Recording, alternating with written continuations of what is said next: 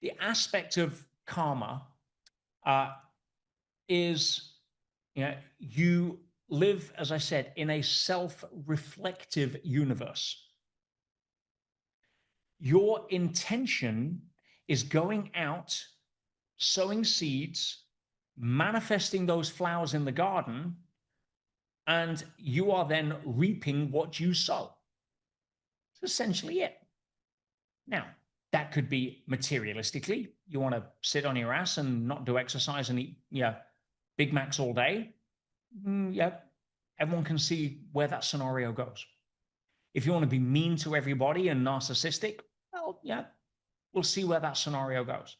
But it's not going to have a lot of love, and feeling attached to it downstream. But when you see aspects of, different sects saying, oh, well, if you were born as a childhood beggar, right, and living in swill in the streets of Calcutta, it's probably because you were Hitler in a past life. That's just the mind trying to justify things it doesn't understand. Right? We have no real understanding of why people choose the movies that they do. We can come to a best level of guess and appreciation. I alluded earlier, about choosing your parents. From all of the studies that have been done, and we'll get to this more, say, towards the end of EMF, where we start questioning things like mortality, next lives, etc. And we've touched a little bit on in module 5 with regards to higher power. But when we start to appreciate that we have chosen this movie script for a reason.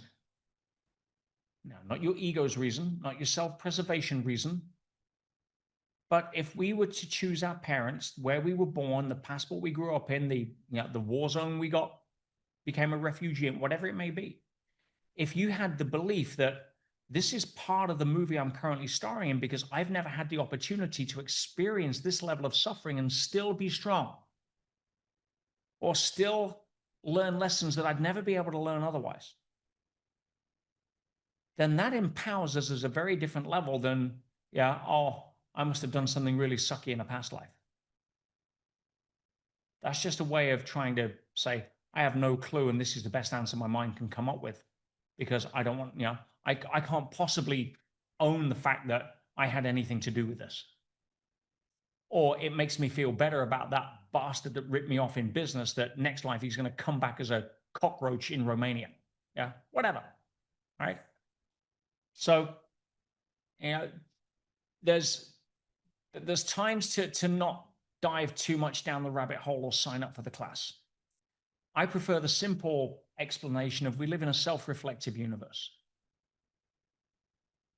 And one of the challenges that we have with that is we've been taught that, why do bad things happen to good people? It goes beyond what we perceive to be, socially accepted behavior. My mom was the nicest person you'd ever meet. Only person to this day in my life I've never known anyone say a bad word against. Why did she get cancer at 66, not able to enjoy her retirement? Right? That doesn't compute in my mind of like blah, blah, blah. No concept of understanding why that movie unfolded the way it did. You don't need to sign up for the class. My mom had a lot of love in her life as well, but I had a lot of love. Part of that, maybe she had to choose certain lessons that she chose before she came, and a certain type of exit. Doesn't matter.